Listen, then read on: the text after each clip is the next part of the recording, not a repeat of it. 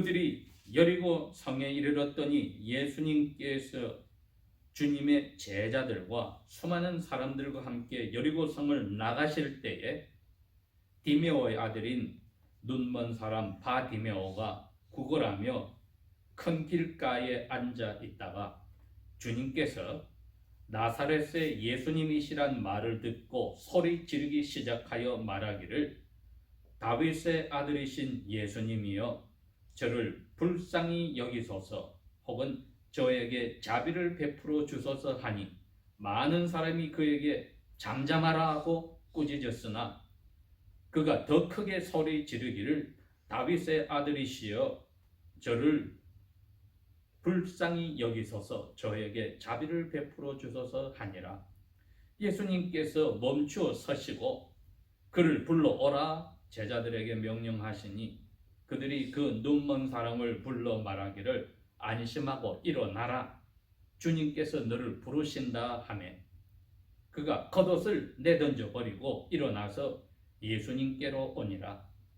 예수님께서 그에게 대답하여 말씀하시기를 내가 너에게 무엇을 하여 주기를 원하느냐 하시니 그 눈먼 사람이 주님께 말씀드리기를 주님 내가 눈을 다시 보기를 원하나이다 하매 주님께서 그에게 말씀하시기를 가라 너의 믿음이 너를 완전하게 하였느니라 하시니 즉시로 그가 눈을 다시 보게 되고 그 길로 예수님을 따라가니라. 아멘. 근 2000년 전에 예수님이 이스라엘 땅에 살아 계실 때 오늘날도 마찬가지지만 그들을 다른 모든 민족이 유대인이라 the Jews 유대인이라고 불렀습니다.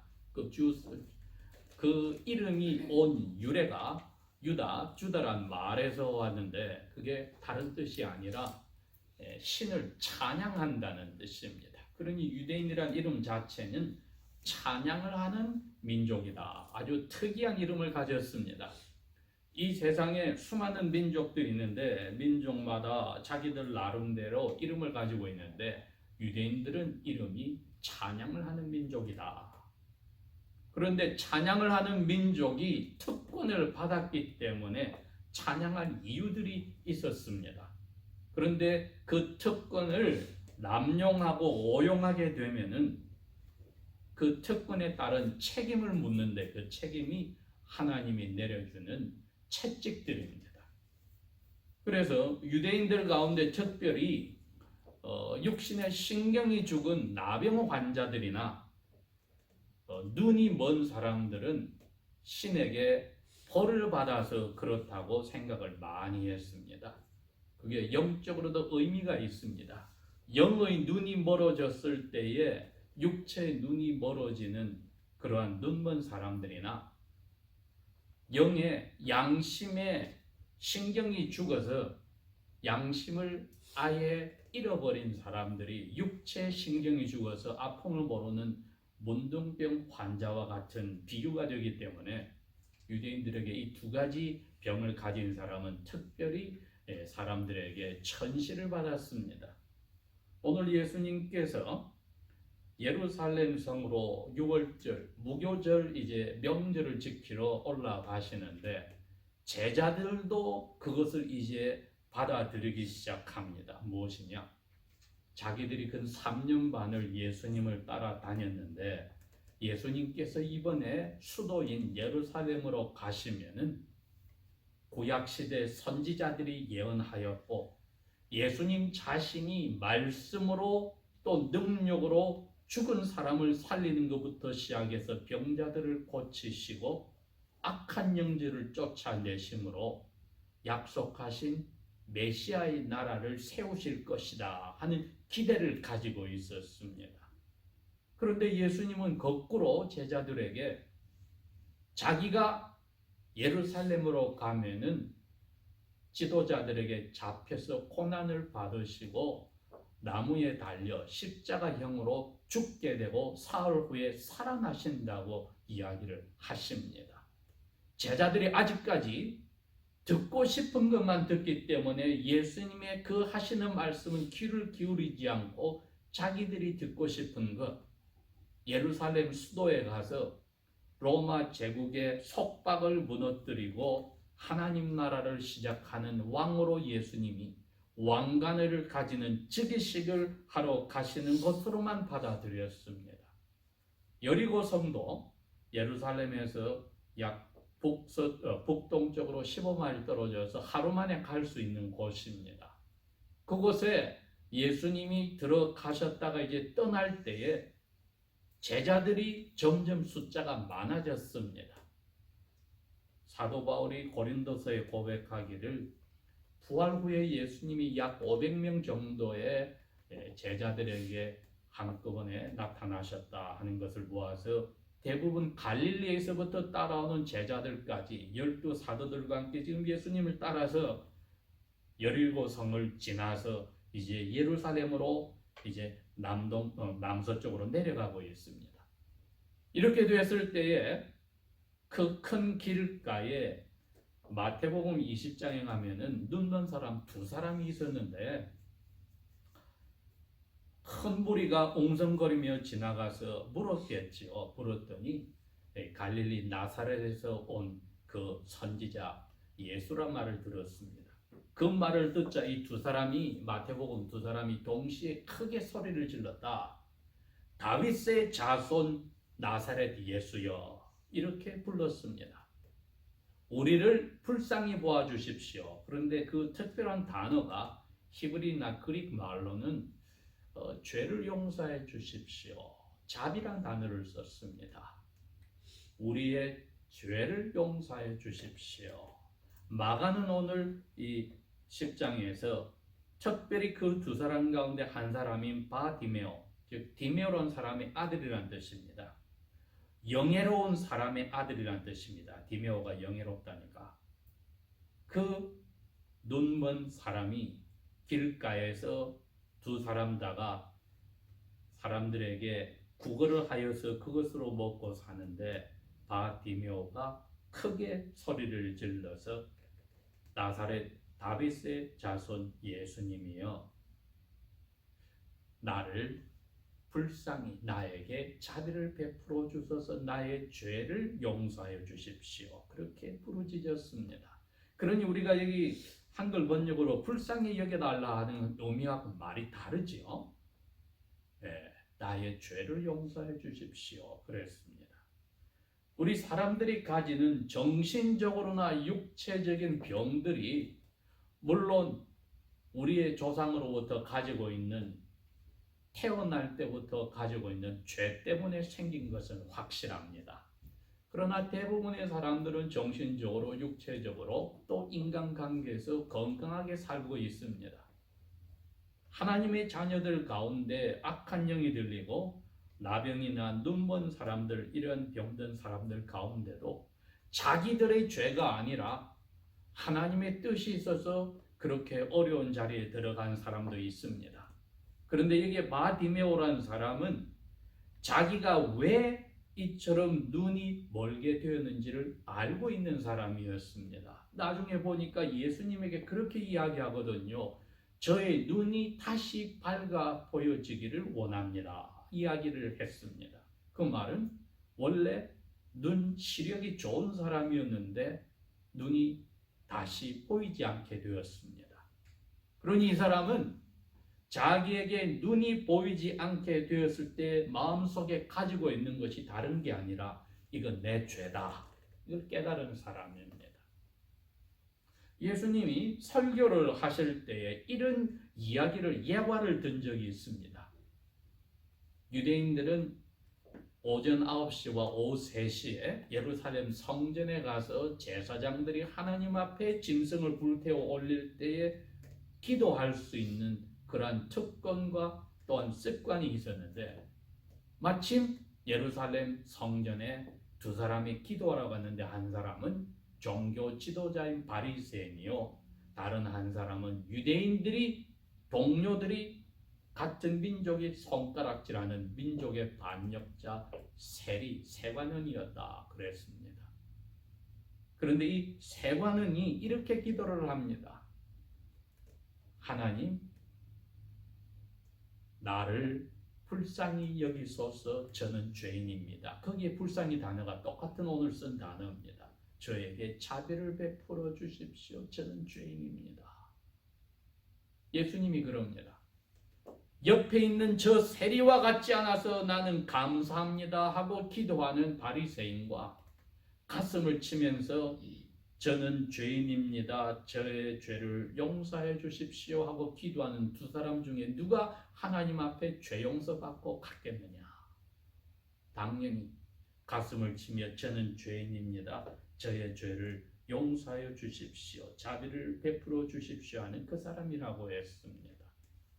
오늘 예수님께서 제자들에게 이 바르디메오와 나머지 한두 번 사람을 눈을 보여주게 하면서 가르치는 교훈이 있습니다. 마가복음 이 10장 앞부분을 보면은 제자들의 그 시꺼먼 마음을 잘 표현했습니다. 그 가운데 특별히 성격이 급한 야고보와 요한은 자기 어머니를 모시고 와서 이제 하루만 지나면 예루살렘으로 들어갔을 때 예수님이 곧 자기 나라를 세워서 왕이 될 때에 3년 반 예수님을 따라다니면서 자기 삶을 투자한 그것을 뽑기 위해서 어머니를 모시고 가서 예수님에게 부탁을 합니다.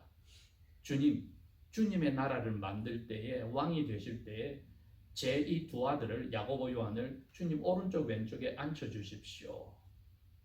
10명의 사도들이 자기들도 다 그런 생각을 하고 있었는데 이 두 형제가 얍삽하게 자기 어머니까지 모시고 와서 이 치맛바람 불러일으키니까 이 두 형제에게 다 화를 가득 내었다는 표현이 있었습니다.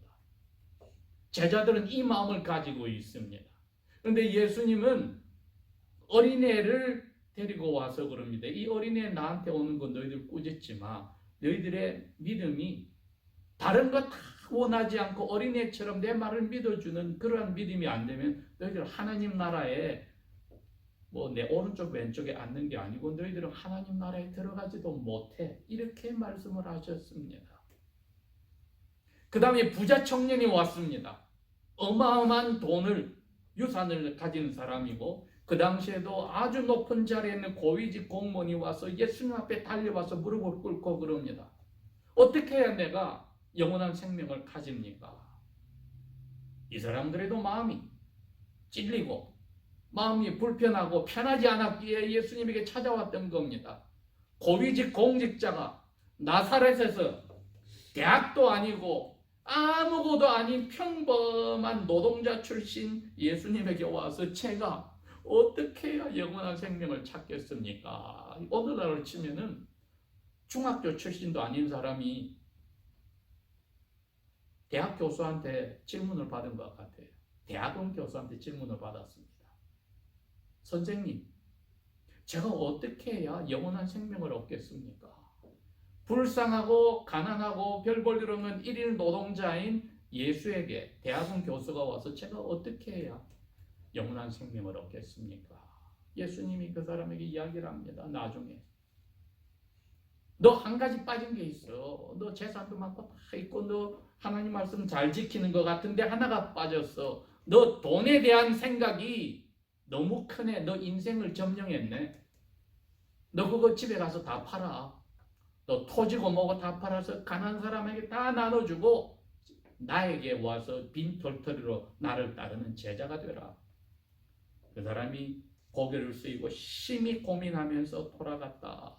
바로 그 사건이 있었을 때입니다. 예수님이 이제 하나님의 왕국을 세운다는 생각을 잔뜩 사람들이 하고 있을 때 별의별 사람들이 와서 예수님의 제자까지 이제 예수님을 올바로 이해 못하는 혼란 속에서 예수님은 가르쳐 주신 겁니다. 얘들아, 오늘 내가 이 두 거지 눈먼 사람의 눈을 열게 하는 것은 너희들에게 내 가르침이 있어. 너희들이 이 세상에서 제일 필요한 게 뭔지 알아?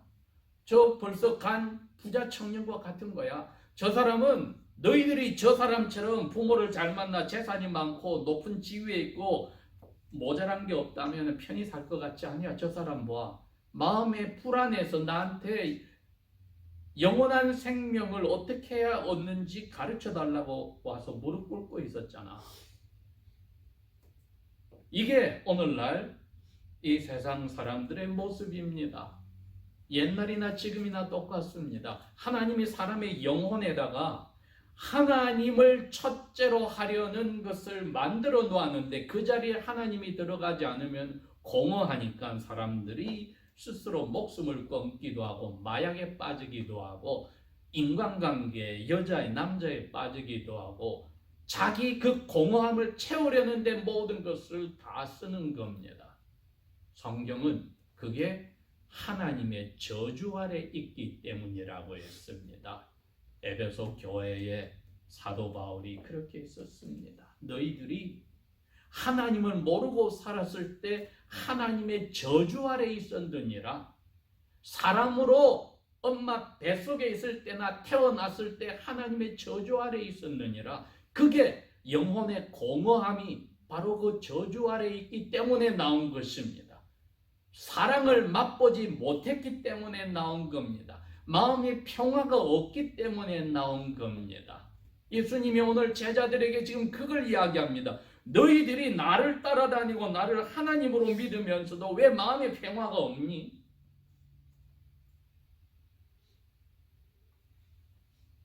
(21세기를) 사는 저희 그리스도인들에게 하나님이 그러는 겁니다. 오늘 이 말씀을 통해서 바알디메오와 같은 마음을 너희들이 날마다 소유하고 잠들기 전에 가지고 있어야 하느니라.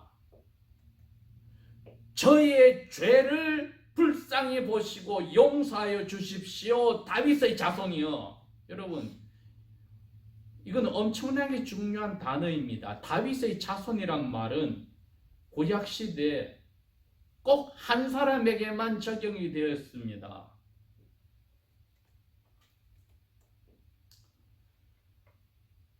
다윗 왕이 야훼의 은혜를 입어서 별 볼 일 없는 집에 막내 아들로서 목동으로 살다가 갑자기 이스라엘의 2대 왕이 되었습니다.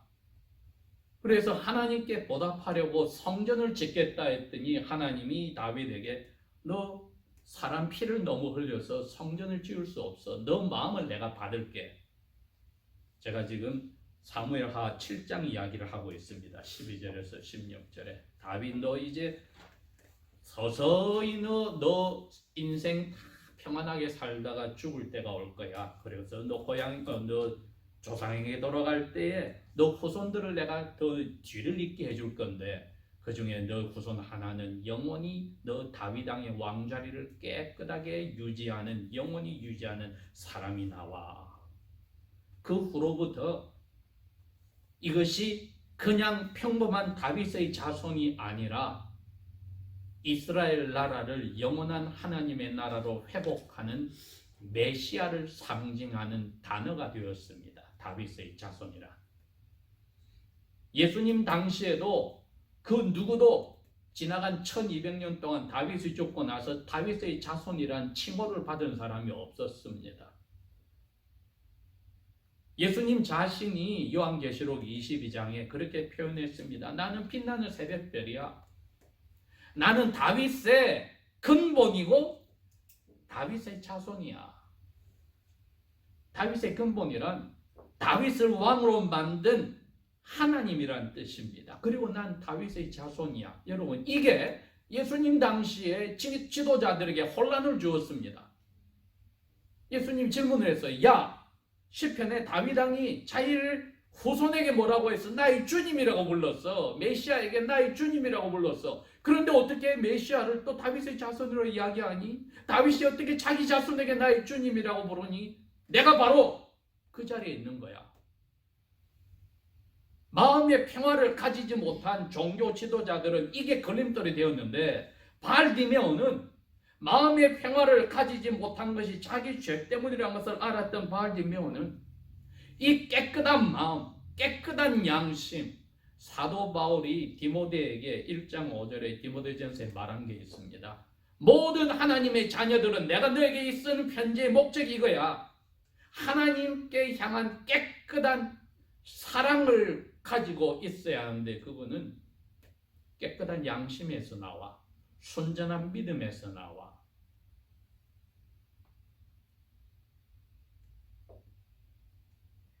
그리고 마음이 순결해야 돼. 바알디메오가 그 당시 종교 지도자들과 똑같이 예수님에 관해서 다윗의 자손이라는 그 단어에 딱 꽂혀버렸습니다. 오늘 말하면 필이 꽂혀버렸어요. 왜? 이게 유대인들이 어릴 때부터 회당에서부터 자기 선생들에게서 배워왔던 겁니다. 메시아가 오시면 다윗의 자손으로 와. 그런데 나사렛 예수님이 지금까지 해온 행적을 들었을 때에 바알디메오는 알았습니다. 나사렛 이분이야말로 우리가 어릴 때부터 배웠던 바로 그 메시아야. 하신 일을 보더라도 악한 영을 쫓아내 죽은 사람을 살려 하시는 말씀으로 모든 것을 다 감당하는 권세를 가지고 있어. 눈먼 사람의 눈을 열게, 귀머거리의 귀를 열게, 벙어리를 입을 열게 해. 이게 바로 이사야서에서 이야기했던 61장에서 이야기했던 눈먼 사람에게 빛을 주겠다고 한 바로 그 다윗의 자손 예언대로 이루어진 거 아니야? 나는 믿어. 이분이야말로 다윗의 자손 메시아야. 믿었기 때문에 사람들에게 손을 벌리고 있다가 무리들이 지나가면서 누구냐고 물었더니 나사렛 예수라고 했을 때 꽉 붙잡았던 겁니다. 예수님의 제자들도 이러한 구원받는 믿음을 확실히 가지지 못했으나 바알디메오는 확실한 믿음을 선물로 받았습니다. 내가 이 답답한 심정, 그냥 눈이 보이지 않는 것을 넘어가서 왜 보이던 눈이 멀어진 그 영혼이 찢어지는 이 죄에 대한 죄책감을 더 이상 견딜 수가 없어. 저를 불쌍히 보아주십시오. 저의 죄를 용서해 주십시오 하고 부르짖었단 말입니다. 왜? 사람이 해줄 수 없는 용서입니다. 죄는 사람이 해줄 수 없어요. 용서를. 그러니 나사렛 예수란 말을 듣자마자 예수여, 구원자시여, 메시아여, 저에게 눈먼 이 결과를 가져온 저의 마음의 죄를 용서하여 주십시오. 여러분, 저희들이 날마다 잠자리에 들기 전에 이러한 마음을, 간절한 소원을 가지고 있어야 합니다. 저의 죄를, 오늘 하루 동안 제가 깨어있을 동안에 행하였던 모든 언행심사에 아버지의 가슴을 아프게 한 죄를, 저희 양심을 힘들게 한 모든 허물들을 용서하여 주십시오. 예수님이 서셨다 그랬어요. 서셔서 저 사람 불러와라. 제자들이 갔습니다. 안심해, 일어나. 주님께서 너를 부르셔. 했더니 겉옷을 던져버리고 일어나서 소리 들리는 곳 예수님에게로 왔습니다. 예수님 묻습니다. 내가 너에게 뭐를 해주기를 원하니? 주님, 제 눈이 다시 보여지기를 원합니다. 이것은 주께서 저의 죄를 용서하신다면 그 결과인 눈이 멀어진 것도 회복이 되는 것을 저는 원합니다. 눈이 다시 열리는 게 첫째가 아니라 저의 죄를 용서해 주십시오 하고 부르짖었던 그 부르짖음에 대해서 예수님이 너 그 믿음 맞아. 하나님께로 향한, 메시아로 향한 너 믿음, 메시아께서 너의 죄를 용서한다는 믿음, 그 믿음 그대로 이제 결과로 죄 용서 받았으니 너 눈도 다시 회복이 돼야 돼. 우리 삶 속에 아직까지 우리 마음을 힘들게 하고 있는 것이 무엇이 되었든지 하나님 앞에 잠들기 전에 이것을 털어놓고 깨끗하게 회복하는 일은 디모데서의 사도 바울이 말씀드린 것과 똑같습니다. 하나님 앞에 깨끗한 마음을 소유하고 깨끗한 양심을 소유하고 그리고 완전한 믿음을 가졌을 때 그 사랑이 하나님 앞에 이루어진다. 여러분, 우리가 이것을 가졌을 때의 공허함이 사라지는 것입니다. 두려움이 더 이상 우리 삶을 지배하지 않게 됩니다. 내 믿음이 너를 완전하게 하였느니라. 믿음이 없이는 하나님을 기쁘시게 할 수 없으며 믿음으로 하나님 앞에 열심히 찾는 사람을 하나님은 보상하신다고 히브리서 11장 6절에 분명히 이야기를 해 주셨습니다. 기도하겠습니다. 아버지 하나님, 우리의 삶 속에, 날마다의 삶 속에, 잠들 때까지의 삶 속에 우리의 양심이 깨끗하여지며 순결한 마음을 소유하며 또한 저희들이 아버지 앞에 완전한 주님께 향한 믿음을 소유할 수 있도록 겸손하게 하시고 스스로의 삶을 보는 정직함이 있게 하시고 용기가 있게 하셔서 예수 그리스도 외에는 저희들이 다른 것에 눈을 돌리지 않고 그날을 마감케 하여 주십시오. 날마다 새롭게 우리의 삶에 평화뿐 아니라 기쁨과 깨끗함을 회복하여 주실 줄 믿고 예수님 이름으로 감사 기도합니다. 아멘.